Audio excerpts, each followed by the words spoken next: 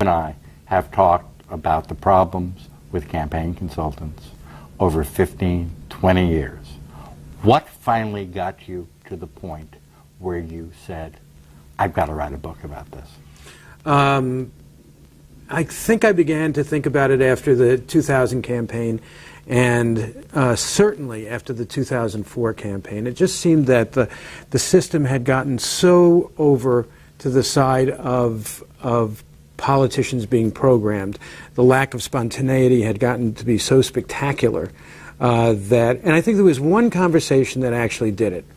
It was a conversation that I had with Al Gore's consultants after the 2000 election. And I asked them, why didn't he talk more about the environment? He's really passionate about that. And they said, we told him not to. I said, why'd you tell him not to? They said, well, we couldn't get another vote talking about the environment. He had to talk about the Democratic Party evergreens, health, education, and jobs. And I said, but wait a second, you know, he was a stiff talking about those things. What would have happened if he had been able to talk about things that he was really passionate about, like global warming? Wouldn't he have been a better, more effective candidate? And Tad Devine, one of the consultants, said, that's an interesting thought. and so I figured, you know, it's time. But I've been doing this for 37 years. And I want to tell the audience a secret about both you and me, and many of our colleagues. We don't continue to do this because we're cynics. I don't do it to watch them screw up, although that's sometimes fun. I do it because, well, first of all, it's an addiction, and there aren't any 12-step programs for political junkies, but also because I really want to, I do it for the moments when they do the tough things, when they tell an inconvenient truth or come up with something spontaneous, a new locution, a new way of saying things that's just exciting, or when they inspire me in some way, or when they're human in some other way. And increasingly, as you know, I mean, you wrote a whole book about the early stages of a political campaign because those are the only stages where spontaneous things happen. And that, doing a book on 2008 is impossible because the dominant figure in the Democratic Party, one Hillary Clinton, would not allow a moment of spontaneity to happen. And if there was a moment of spontaneity, there'd be 732 TV cameras recording it. That's right. That's right. And for that reason, I hate making predictions, but I will predict that the current front runners in both parties may not be the front runners. I mean, I really believe one of the reasons to do this now is I think that we're reaching a critical mass. I think that when a politician comes to the country and says something like, rather than a policy of family values, we need policies that value families. I've heard that. People know that that's nonsense, that it's baloney, that no human being, no regulation-sized human being ever talks like that. And my guess is... What's the opposite of a working family? Right. Well, that was a great John Kerry dodge. This was one of the secret divisions within the Democratic Party for many years. New Democrats talked about middle-class families. Old Democrats talked about working-class families. And you could always kind of sense which side of the street a candidate was playing. John Kerry talked about middle-class and working families. So he was those families that married well. Right, right.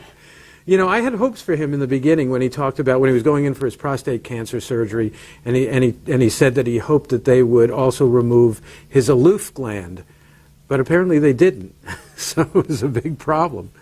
But going back to the whole notion of consultants, which is, first of all, I have to, when you talked about the consultants not allowing Gore to talk about what he wanted to talk about, I have to tell a Bob Shrum story. Al Checkey, self-funded candidate for governor of California in 1998, who used Bob Shrum, who was a big figure in your book, as one of his major consultants, spent $25 million to finish third in a primary in TV ads. And I was out in California about 3 days before the primary doing the obligatory interview with Checkey. I said, what's your biggest frustration with this campaign? He said, well, I have all these ideas for California, but I can't express them in a 30-second ad. I said, excuse me, you're paying for this campaign.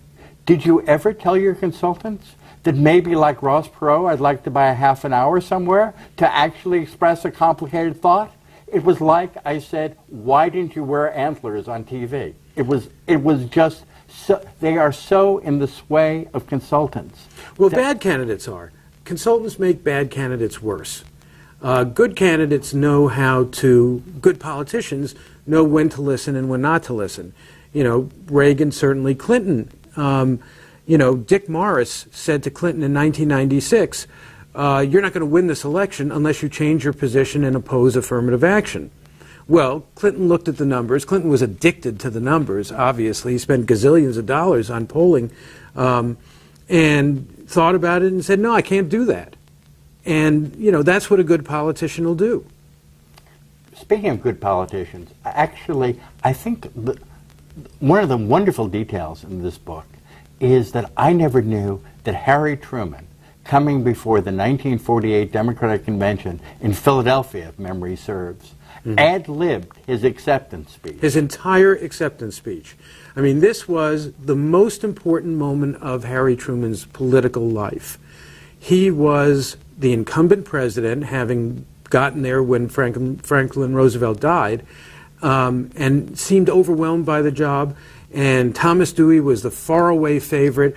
The Democratic Party had shattered into a left-wing progressive party led by Henry Wallace and a right-wing Dixiecrat party led by Strom Thurmond. Nobody thought Truman had a chance. He goes to the convention, he chucks aside his speech, and he talks like, for the first time in public, on the national stage, talks like the guy he is, which is a small Missouri dirt farmer. And at the climax of the speech, he calls the Republican Congress back to Washington to pass the things that they say that they're in favor of. And he says, I want them to come back on July 26th, which out in Missouri we call Turnip Day. Now, that's the kind of thing that would never, ever get into a speech nowadays. No speechwriter would think about doing it. It was a reflection of Harry Truman's humanity. It was a little hook that gave the public a sense of who this guy is. And it was really the spiritual heart of what became the Give Them Hell Harry campaign, or Give Em Hell Harry campaign. And why don't more candidates just say, this is my campaign, I'm going to win, I'm going to lose it on my own? By the way, the irony about that Turnip Day story is that Bob Shrum was the one who told it to me. Oh, you know, and you know, the question is, why has Bob Shrum throughout his career taken those moments away? I guess we probably, for those, the uninitiated, who have not spent as many years worrying about who's going to win the New Hampshire primary as we have, maybe we should back off and you can just explain who Bob Shrum is. Well, Bob Shrum, for the last couple of cycles, has been, you know, the ultimate Democratic consultant. He started off as a speechwriter. He's an excellent speechwriter. Has been involved in presidential campaigns, 8, I think. He's unfairly, people unfairly say that he's been involved in 8 presidential campaigns and lost them all. But, you know, you can't blame McGovern on Bob Shrum. He was a kid, you know. And I think that, you know, he was involved in the Gebhardt campaign in '88, which, in some ways, he resuscitated that campaign with its populist message, and with one ad, the Hyundai ad. The Hyundai ad, and then in 1992 he served Bob Kerrey disastrously, and with roughly the same ad for a totally different candidate. Right, and although Bob Kerrey said to me that the really bad ad was him in a sterile hospital room talking about health care. And he said to me, people looked at that ad and they were thinking, I don't want to be anywhere near that hospital room. Kerry said it was the only time he'd ever put an advertising buy up on the air, and his poll ratings went down. But then, you know, Shrum infamously was the the motivating force, the lead consultant on both the Gore and Kerry campaigns. Now, I don't blame the Gore and Kerry campaigns on Bob Shrum. I blame them on Gore and Kerry. As you were saying, the key here is that the politicians will assign their conscience and their common sense over to their consultants, which in part is a consequence of the fact that these things build so quickly and the velocity is so great and they're so intense that it's very difficult to keep your head on straight if you're a candidate. You're just moving from event to event, kind of like being on book tour. But it is ultimately their responsibility. It's up to Al Gore to say, no, I want this campaign to be about global warming. Or even, I want this campaign to be about what you want and global warming. Right. Because, a lot of times, polling isn't a bad thing. Consultants aren't a bad thing. I have a whole chapter in the book about mavericks who I tend to love mavericks because they actually speak English. And yet they never win. And that's because they don't have the kind of consultant infrastructure to tell them, to give them a sense of perspective. Clinton would say a lot of times, he'd look at the polls and he'd say, oh, that's what they're interested in, and that's what they favor, and so it's good for me to know that, and that's good because I kind of like those things too, and I'll talk about those things. What politicians don't do, and what they have to make the judicious choice on, is what things to talk about that the public isn't interested in. The things that are important to them that the public doesn't yet care about, that you want the public ultimately to care about. Because especially in television age, this is a job where part of the job description is to educate the country. I mean, Franklin Roosevelt, the stories that our parents told us about Franklin Roosevelt telling them to go out and buy maps during World War II so that they could follow our troops. George W. Bush, could have done something similar to that after September 11th, but he chose not to be the educator-in-chief. Before we get to Bush, I want to go back to one of the most interesting things about, hold up the book, what the heck. Better do that. Politics Lost. And that is that from the tenor of this, I tend to agree with you that the Democrats are more bedeviled by Republicans in recent years than Republicans in recent years by consultants. And I'm trying to get at the why. It's a difficult why. In part, it is that the Democrats have had a tougher sell since the 1960s because of the honorable position that they took on civil rights. And they've asked... You mean, therefore, taking the South off the board, which was always the Democratic bailiwick in presidential and congressional elections. Yeah, and also taking the working class North off the board, ultimately when they supported things like affirmative action and forced busing. And so they would ask Republicans essentially ask two things of their consultants. They ask them to find the right words, and then they ask them to bash Democrats. Democrats ask consultants to find the right words, but they also ask them to figure out ways to finesse their positions on issues. So they're in favor of racial preferences but not quotas. And on issue after issue, you could listen to Hubert Humphrey talking about school busing in 1968, and he sounds very much like John Kerry talking about Iraq in 2004. But the biggest... You mean I was on that bus before I got off that bus? Right. I'm on that bus sometimes under these circumstances, and therefore, Ronald Reagan gave the Republican Party an incredible gift, which was simple sentences or sentence fragments. Strong military, low taxes, traditional values. Democrats are the party of the compound sentence. We need to invest in Head Start in order to get a better educated and more stable, that sort of thing. Isn't the Democratic compound sentence a little different? While I share your concern about...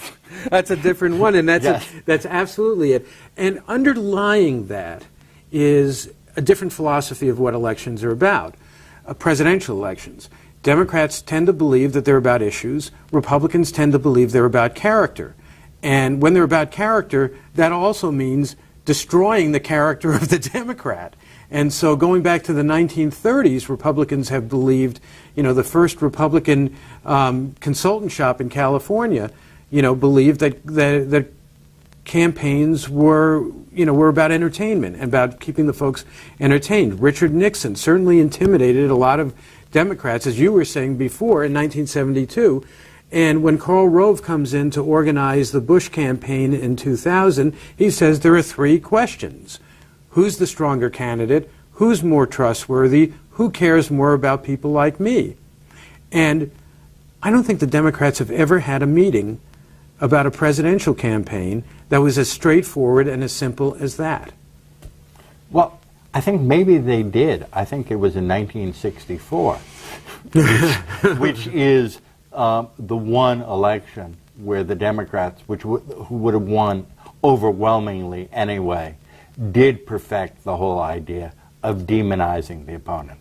Right. The famous Daisy ad that Tony Schwartz did with the little girl picking the flowers, and then... And as you point out in the book, what's so wonderful about it is Barry Goldwater is never mentioned. All the connections are implied. But the long-term implication of that ad was to hold out the hope in both parties that you could nuke your opponent with a single ad. Now, it's happened. There have been ads that have been very, very damaging. Swift boats.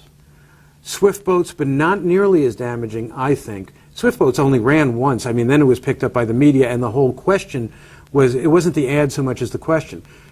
The two devastating ads in 2000, yeah, that was certainly one, Willie Horton in 1988, but the two devastating ads in 2004 were John Kerry saying to camera, I voted for it before I voted against it, which established him as a flip-flopper, and then the windsurfing ad, which made it metaphoric. Yes.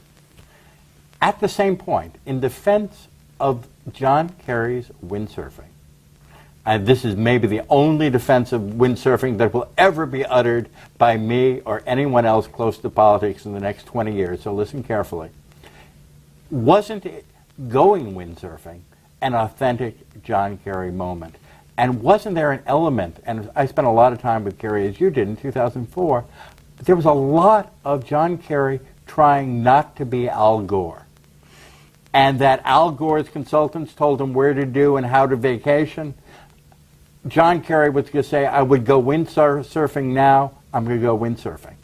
You know what? He could have gotten away with windsurfing. But he had to lay down a predicate. And he could have successfully combated the swift boat ads.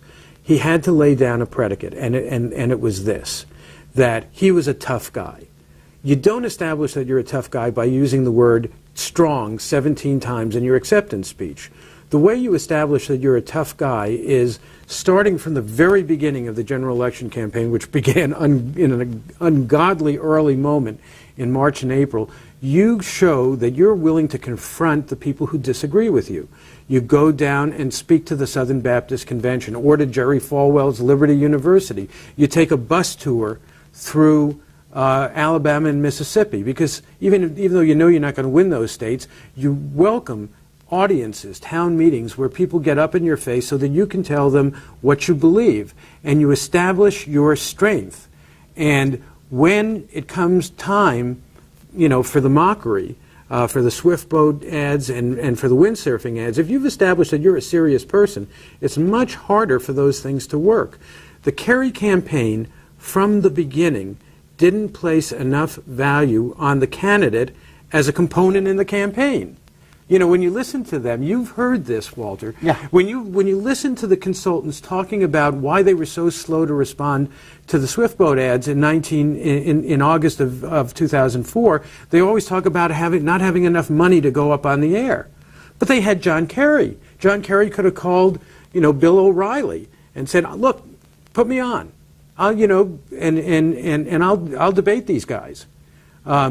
He could have made himself the center of it, as he had in past campaigns, but they didn't do that. Well, isn't part of it, as you point out in the book, that there was the fear of bringing up the other side of John Kerry's Vietnam service? the very courageous testimony before the Senate Foreign Relations Committee. This, to me, was the most outrageous thing in this campaign. In the spring of 2004, members of his staff suggested that he embrace his testimony, which was then 33 years old. He just did it this past, a couple of weeks ago. On the anniversary. On the anniversary. They wanted him to go on the anniversary of his testimony and reestablish the fact that he was opposed to the war, and this is why. And he stood by with his comrades who admitted to atrocities in Vietnam, and this is why. Because the members of the staff understood that sooner or later the Republicans were going to bring it up. Now, this happened to coincide with Abu Ghraib coming up. And he made a couple of, boilerplate statements. We have to investigate this and so on and so forth. But he also, what the consultants did was they had focus groups. They had one in Arkansas. And what came out of those focus groups was they focus grouped Abu Ghraib. I mean, can you believe that? I laughed, but I should have shuddered. What came out of it was that people were disturbed by the images that they had seen.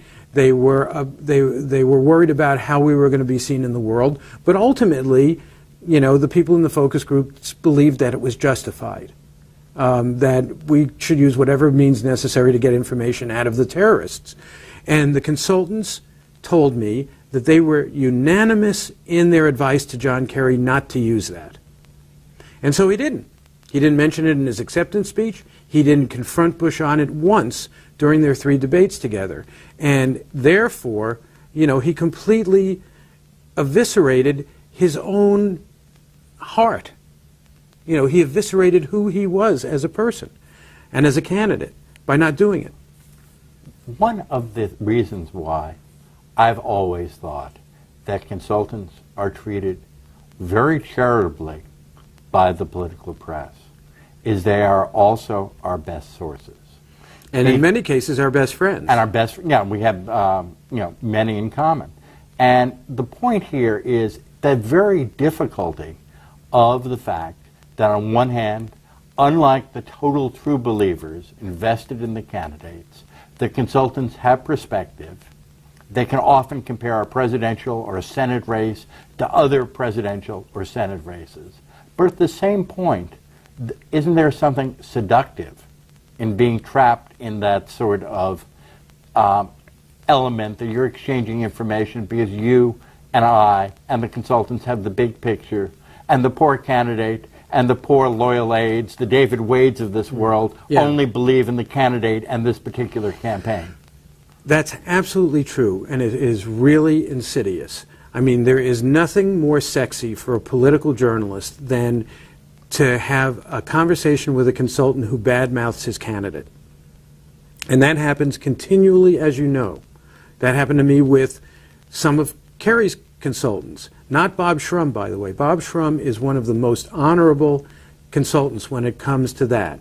But yeah, that's true. But we have to keep our sense of perspective about these things. And I want to stipulate for the record, both of you and I have been admirable in doing. We give it our best shot. But the other thing is this. Political candidates are the kids who sat up in the front of the room in high school. Political consultants and political journalists are the people who sat in the back room and shot spitballs at the people in the front of the room. We have a much greater natural affinity with the irreverent, ironic, often hilarious, political consultants than we do with, the candidates who say rather than a policy of family values. And so there is that natural affinity. I try and transcend it as you do by going out and watching these guys. That's the best way to transcend it. To actually see them interact with people, to see them doing their work so that we can make a judgment on it rather than having our judgments made by consultants. Too many times, too many journalists, especially columnists like us, don't go out and do the road work. I would begin to go into withdrawal. I would start frothing at the mouth if I didn't, but also it has its utility. But the problem, of course, and going down to congressional and Senate races, I was just in Ohio, is that both the demands of TV time means that they are closeted 90% of their time doing fundraising. Right. Or since no consultant has ever made a buck off watching a candidate go door to door with a bunch of door knockers, the number of times when candidates actually interact with voters, as opposed to retire to TV studios to film the ads that they've raised their money, are fewer and fewer. So often you can go somewhere and nothing is happening except off stage. Let me be optimistic here for a second. I think that the consultants are beginning to understand the following principle, that the utility of TV ads has diminished markedly with the arrival of the clicker. And people are just turning these off. And I think that as we move from the television era to the television/internet era, politics is going to have to become more interactive. It's going to be a lot less orating and a lot more conversing.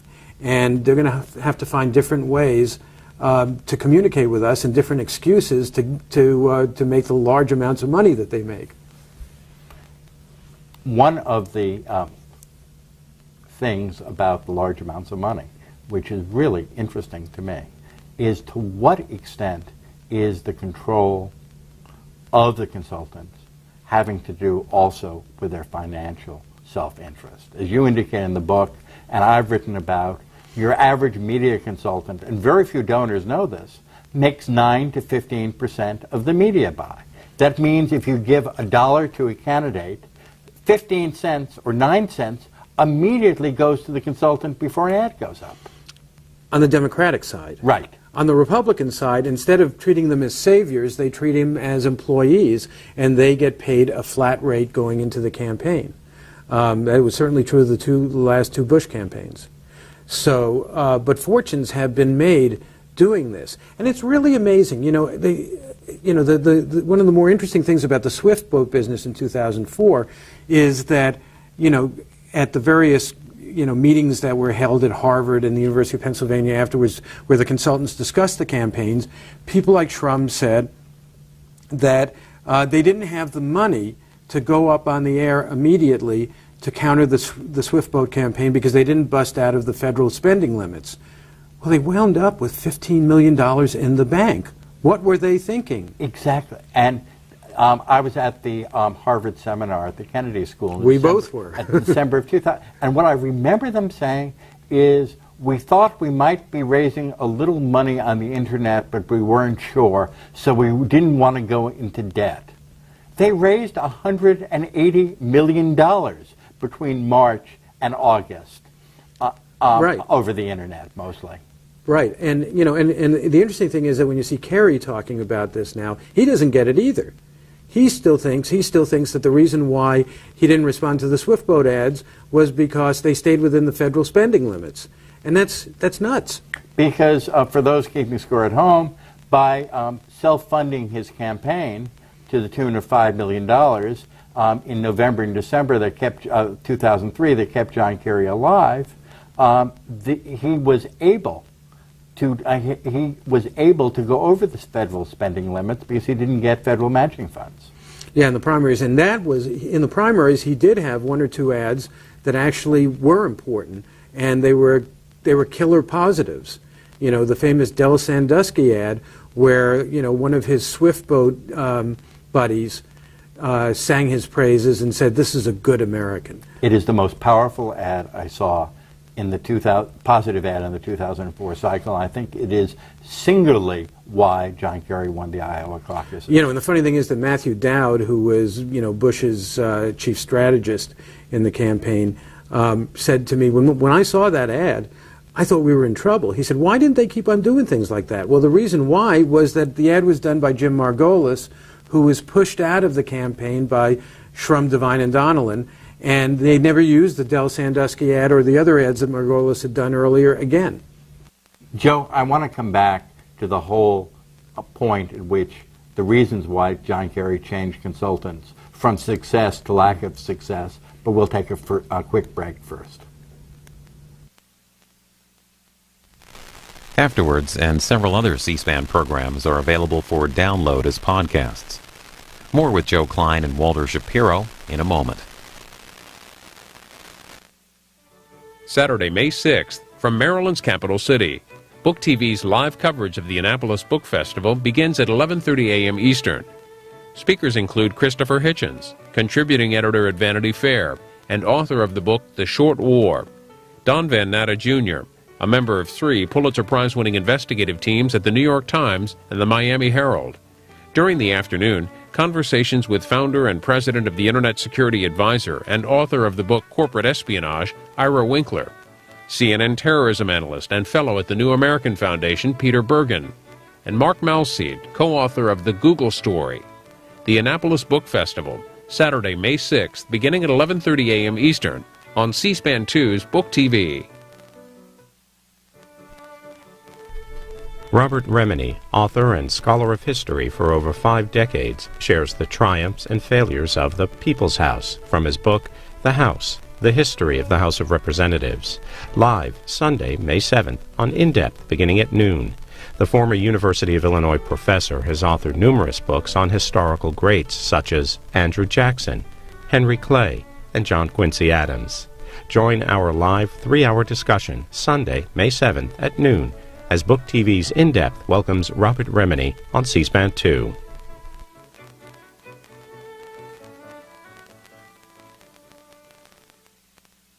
Afterwards with Joe Klein and Walter Shapiro continues. Joe, you were talking about the easing out of Jim Margolis, who made the most effective ads for John Kerry in the campaign. And we also talked about money a bit and the percentage of the ad buy. Wasn't the easing out of Jim Margolis, to some extent, using the greed of consultants to get someone out of the way? Yeah, it was. I mean, it's difficult to figure out exactly what happened there. But there was a dispute between Margolis, who was getting, who had started off getting all of the money, and then agreed to go 50-50 with Shrum, Devine, and Donnellan. And Shrum, Devine, and Donnellan wanted to get 3/4 of the money, apparently, and Margolis was balking at that. But, in the end, it was all about the money, and when you talk to other people in the campaign, they were, astonished and disgusted by how all of the consultants were so obsessed with the money. They had none of that kind of stuff on the Republican side. I mean, on the Republican side, what they did was this. First of all, there wasn't one advertising firm doing all of it. There was Mark McKinnon, former Democrat, who would contract out to various firms for various ads. He would request, script proposals, and he would pick and choose. And he tried to spread the wealth around so that everybody got a little something, and everybody was kept happy. And this goes back to the theory that one of the reasons why Republicans do so well in presidential elections is that they're just more business-oriented and better businessmen. I'll even go a step further.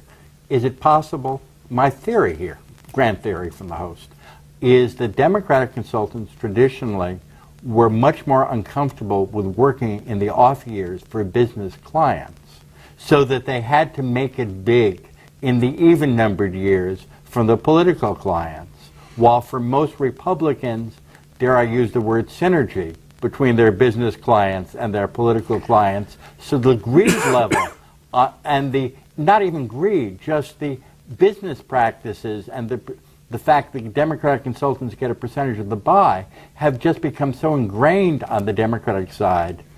I don't know whether that's totally true. I mean, most of my theories aren't. It may be true for some of them, but going back to Pat Caddell, who really, established the business on the Democratic side, when he was working for Carter in '76, and even before that, his company, Cambridge Strategies, had set up a separate company to deal with corporate clients. Right. And so he later giving us New Coke. Right. And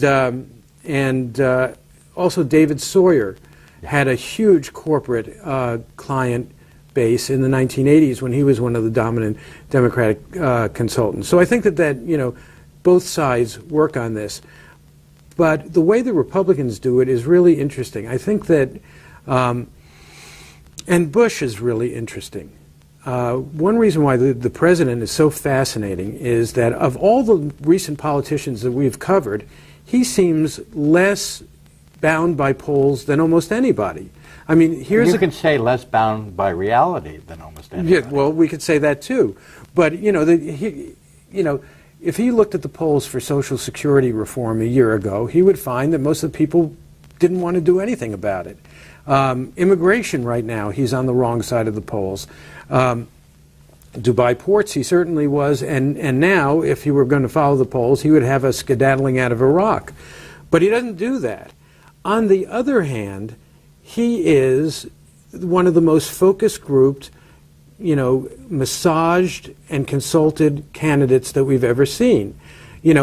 If the 2004 election was a one-sentence election, and Kerry's sentence was, I voted for it before I voted against it, and Bush's sentence was, you may not agree with me, but always agree with me, but you'll always know where I stand, that was probably the most perfect focus grouped sentence in any campaign. It had two components. You may not always agree with me, which was consultantese for saying, oh my God, they disagree with us on almost everything. They don't like this war, they don't like this. You may not always agree with me, but you'll always know where I stand, which was consultantese for, you can't trust that other guy, he's a windsurfer. And it was extremely effective. What offends me as a citizen is that they've taken that into the White House. It's as recent as last week.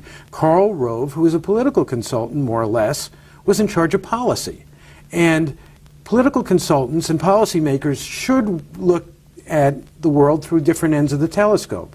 Policymakers should be looking down the road to what is going to affect our kids and what's going to affect the country in the long term.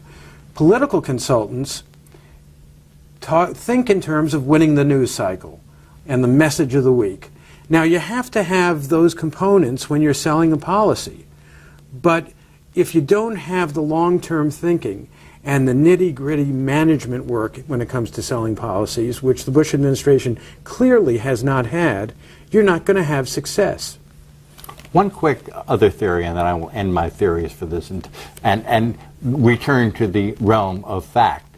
And that is since I don't think that there is a moral difference between Democratic operatives and Republican operatives, I really think the operative class is the operative class. Right. And I think to some extent some of the differences are their role models. The great Republican hero is, of course, Ronald Reagan.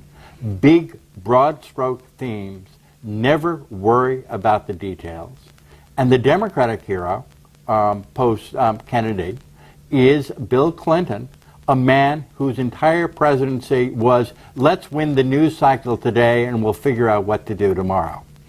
Goes back, and it actually goes back even farther than that. I mean, Eisenhower was of that same model, and Roosevelt, Franklin Roosevelt, really was the guy who set the predicate for the Democratic Party ever since. Now, what Bill Clinton was trying to do, and what the party's going to have to do if it wants to succeed, is to move that Roosevelt template into the information age. And start thinking in different ways about governance. Reagan has done the Republican Party a major disservice, though. He gave them the simple sentences, but we've now had 30 years of a party that believes in its soul what Ronald Reagan said, that government isn't part of the solution, it's part of the problem. Now, if you believe that, the tendency is, as you said, to not do the difficult management work of governance. You create a Department of Homeland Security as part of the permanent campaign. It's going to help you win in 2002. But then you don't figure out how to make the whole thing mix and match and be manageable. If you believe that government is part of the problem, not part of the solution, ultimately the results you're going to get are Hurricane Katrina and the disaster on the ground in Iraq after Baghdad fell. No, I mostly agree with you on that. But I just want to go, since I'm conscious of time, I just want to go to the roads not taken. The mavericks we all have our sneaking weakness for as reporters. It's not sneaking. No. Because they're interesting. And the fact is that these are the people who either don't have consultants because they are starting their campaign fresh and really have very little infrastructure. Early Howard Dean, who had no money, right. This was all Howard Dean. Or candidates who have consultants, but the consultants are sort of co-conspirators, which is John McCain, 2000, with Mike Murphy, etc. Right. And I'm just wondering, what is the interplay between those kind of mavericks and consultants, and can they lead us to a different kind of politics? Well, I think the biggest thing that those mavericks have going for them is that they speak English. It's very rare. I mean, I don't know whether you were out there with me in 1980. I was watching Bob Dole in New Hampshire, and a junior high school kid, a young girl, asks him about his position on acid rain, and he said, "That bill's in markup." and so, I'm a sucker for people who speak English.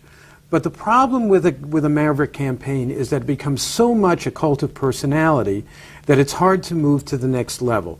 With Howard Dean, he starts off with what ultimately was the correct position on Iraq, which was that it was not the right war for us to be involved in.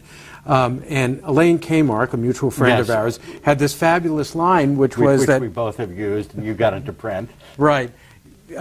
She said the reason why Howard Dean was the only Democrat who was right about the war was that he was the only Democrat who didn't get a confidential intelligence briefing from the CIA. So he starts off with that, and then gradually the campaign becomes about the campaign. And you remember it was one of the most euphoric, wonderful campaigns I ever covered. But ultimately, Dean's speeches became, "Isn't this a great crowd? Aren't we a great movement?" I'm just thinking about Dean at the Iowa 2003 Democratic Convention in Des Moines, turning to the crowd in almost a rock star fashion, shouting endlessly, "You have the power." Right. Which was not, shall we say, the substantive part of his agenda. But also even, and it was around that same time that Dean goes to Cooper Union and uses the podium that Abraham Lincoln used when he said a house divided against itself cannot stand, and a podium that politicians have used to say things of substance ever since. And Dean talks about busting out of the federal campaign finance limits. I realized at that point that the campaign was only about process and not about substance. And that's the sort of problem that mavericks get into over time. What I've always wondered if that politics is such a copycat profession that had somehow John McCain hung on and beaten George W. Bush in the 2000 Republican South Carolina primary and gotten the nomination, every candidate post-McCain would have been, why don't we throw off the consultants and spend 5 hours on buses answering questions from reporters? And it was the fact McCain came so close that had he been successful, even if he had not been a good president or elected, it would have changed the whole nature by which you run for president. I think that that's true, but I also think it's coming, but I have this utter nightmare. If I have the fantasy that people will start expecting from politicians in 2008 that they tell us some inconvenient truths, my nightmare is that all over Washington, politicians will get together with their consultants and say, we got to work up something spontaneous. Yes. Let's plan some spontaneous event. And we may be seeing some of that in 2008. Well, we may be seeing a lot of it, but still, at a point when you can now spend days on a presidential campaign, I'm thinking of Bush 2000, doing nothing other than watching presidential candidates read something badly from a teleprompter. Right. The idea that there was a man who had a plausible shot of being president in 2000, and I want to ask you about 2008 in a second, sitting on a bus in South Carolina for 4 and 5 hours, just answering any questions imaginable from reporters. McCain had a whole riff about how the France went wrong because of the death of all the French leadership class in the trenches of World War I. Right. And I remember on these trips with McCain, reporters who wanted to change their batteries or just take a break or just change their posture would ask the France question. McCain would go off on this riff, which was which he believed sincerely. No one could get into print, and we got a 10-minute break without saying, "Senator, I think that's enough." Right, right. You know, as I said, I think that we're heading more toward that sort of politics. I think it's inevitable. I think that even if you talk to consultants, as you and I do, I think that they're beginning to recognize that a lot of the stuff that worked through the television era isn't going to work anymore because the public has caught up with it, and they understand that, you know, even when you say, you may not agree with me, but you'll always know where I stand, that's a market-tested line. It's a somewhat better line than I voted for it before I voted against it. And that's why George W. Bush won. But you can't expect, especially at this moment, when the country really has some serious problems, and I think the public knows about it, when you look at the president's poll numbers, when you look at the right track, wrong track poll numbers, people understand that there are serious problems that we're facing now and in the future.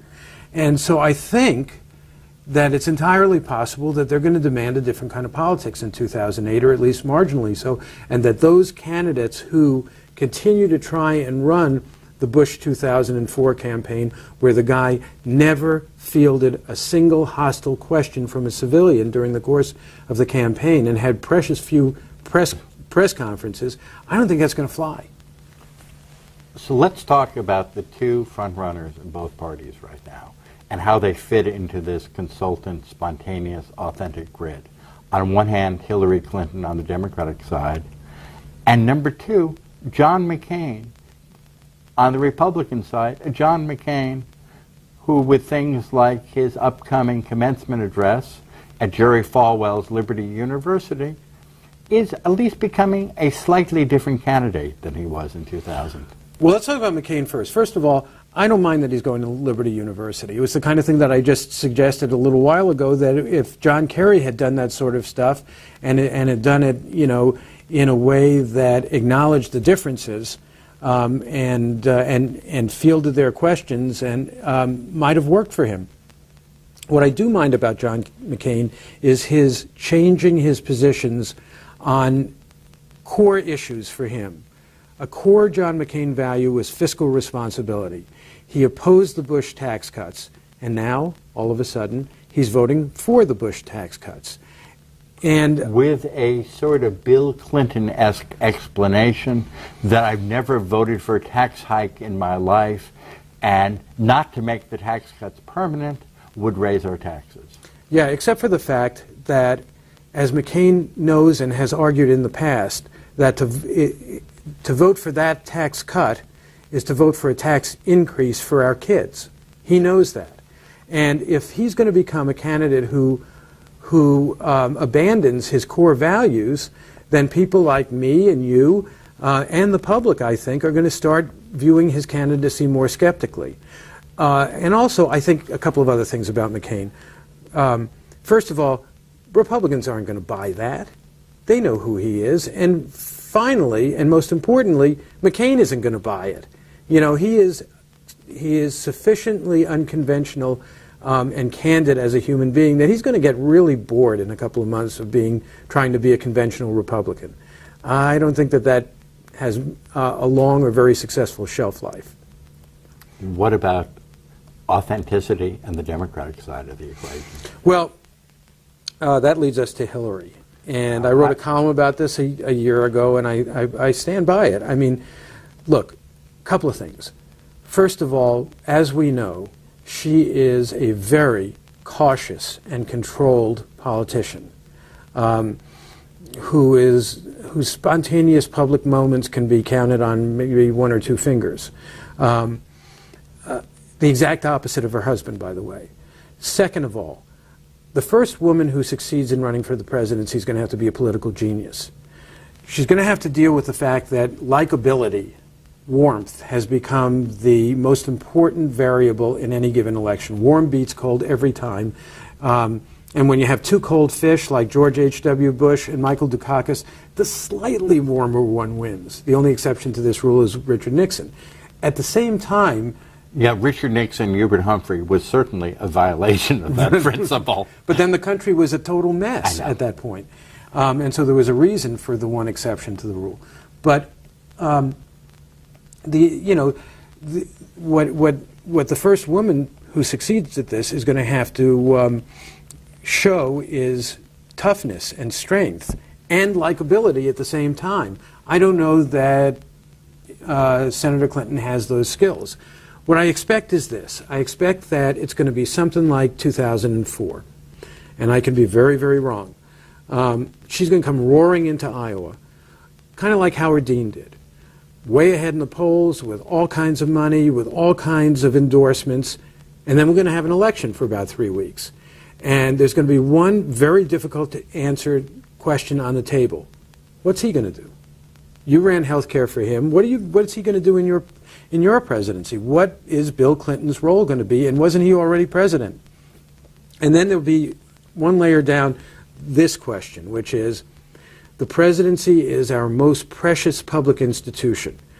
Do we want it to be something that we keep on handing back and forth between these two defective families? And I think that if Mrs. Clinton can come up with sufficient answers to those questions and show some humanity in the process, she may have a shot. Barring that, though, both of these front-runners, I could safely say, right now, may not be the front-runners in the end. I know. I mean, to some extent, the entire game of politics is anointing candidates as front-runners when nobody's paying attention, then being shocked when they cease to become front-runners when voters are actually paying attention. Right. I mean, it's up. I remember in December of 2003, the night that Al Gore endorsed Howard Dean, a CNN anchor asked me, in all seriousness, "Is it over, Joe?" And I said, well, no, we kind of have to have an election. People kind of have to vote first before it's, and that'll be the beginning. The other interesting thing about 2008, there's another rule that we live by, political journalists, and that is that governors make better candidates than senators do. Because they don't use phrases like working both sides of the aisle. Or that bill's in markup. They're executives, they're leaders. But, I've had a series of conversations early on with some of the governors who are thinking about doing this, like Mark Warner and Tom Vilsack, both, terrific guys, potentially excellent candidates. But they don't know national security. And I think that it may well be possible that after September 11th, the fact that senators do know national security, many of them, will work more to their advantage. And the fact that governors don't have a detailed knowledge of overseas problems may work to their disadvantage. So we may see a rebalancing in 2008. What you also have is two former governors who also are in the United States Senate who are thinking of running, George Allen on the Republican side and Evan Bayh on the Democratic side, who, while they may have deficiencies as candidates, they do offer that twofer. Yeah, that's absolutely right. And I'd say that Allen's getting a lot of word of mouth here now, and Evan Bayh is generally considered a stiff. But who knows until we actually go out and see these things. I have sufficient love of the process, as I know you do, that I can be patient. I don't have to. I don't have opinions right now about who's going to win this. And which is the total frustration of every dinner party I'm at. Absolutely. Because they ask for total certainty. And the whole beauty of American politics, for those parts of American politics that have not been scripted and syncopated to death, is that we don't know. That 100,000 Democrats and 100,000 Republicans in Iowa will have a lot more to say about who the nominees are than most of the dinner parties that you and I will go to for the next 2 years. My feeling is now, let's just sit back and enjoy the thing and watch it and hope that along the road we'll get to see some of these guys and women have turn-up day moments like Harry Truman did. What would you say if candidates came to you after reading this book, or if candidates read this book and wanted to draw conclusions from it about how they should deal with their own consultants that they will have to run for president? What message do they hope would you like a Republican or a Democrat to draw from it? To thine own self be true. I mean, the only recommendation I make in the book is that each candidate have someone on board to act as a better angel to remind him or her who they really are, so that they don't get overwhelmed by the consultants who come to them with all this science, all this polling data and focus group data. Be yourself, and don't be afraid to tell us some inconvenient truths. And the problem, do you have any theories of when you can't tell the American people inconvenient truths started? Was it the president in whose White House I served, Jimmy Carter, who told the American people a lot of inconvenient truths and is remembered mostly as a very successful former president? I think that the Melez speech in which Carter... Which you go into in great detail. Which I go into in some detail. In which Carter never used the word Melez, was a failure ultimately, although it's a wonderful speech when you read it, was a failure ultimately not because of its pessimism, because it said to the American people not that we have to get our act together and sacrifice in order to become energy independent, which essentially was a good part of the message. It was, you're too down on yourselves, you're too pessimistic. And that kind of message will never work with the American people. You're alienated. That won't work. What will work is if a politician comes to us and say, this is a terrific country, and we've met challenges before, and we got this big challenge out there now. We may have to pay a little bit extra for gasoline now. We'll try and make it up to you in other ways. But in the long term, your kids will have a much better life, and we'll be much more secure if we don't have to depend on those Saudis for our gasoline. That kind of thing is more likely to work than coming to the American people and telling them that they're depressed. At the same point, I was in the Carter White House during that time, and I remember reading, being forced to read, because I had to write a response, second, third day speeches after the famous Carter speech, reading the letters from ordinary citizens that came into the White House, and there was an outpouring of mail in this pre-email era, just trying to convey that Carter did speak to something, that they were hearing something from a president, from a leader that they had not heard before. And I think the speech itself was quite good, and it was the execution of firing the entire cabinet afterwards, which is a lot, as you point out in the book, the handiwork of a political consultant, Pat Goodell. But, I think that now, George Bush had a similar opportunity, and he didn't take it. Right after September 11th, if he never asked anything of us except to go shopping. And if he had asked something of us, and if he had made this, I hesitate to use the word crusade, but a national crusade to become energy independent or whatever, I think he'd have a much more successful presidency right now. If he had brought all of us along on the war and made the war something that we all had to be part of, rather than something that we have those troops over there doing. He has frustration with this campaign. He said, well, I have all these ideas for California, but I can't express them in a 30-second ad. I said, excuse me, you're paying for this campaign. Did you ever tell your consultants that maybe like Ross Perot, I'd like to buy a half an hour somewhere to actually express a complicated thought? It was like I said, why didn't you wear antlers on TV? It was just... So they are so in the sway of consultants. Well, bad candidates are. Consultants make bad candidates worse. Good candidates know good politicians know when to listen and when not to listen. Reagan, certainly Clinton. Dick Morris said to Clinton in 1996, you're not going to win this election unless you change your position and oppose affirmative action.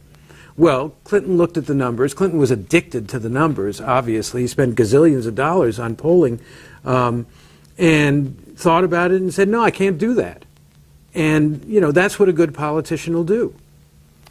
Speaking of good politicians, actually, I think one of the wonderful details in this book is that I never knew that Harry Truman, coming before the 1948 Democratic Convention in Philadelphia, if memory serves, ad-libbed his acceptance speech. His entire acceptance speech.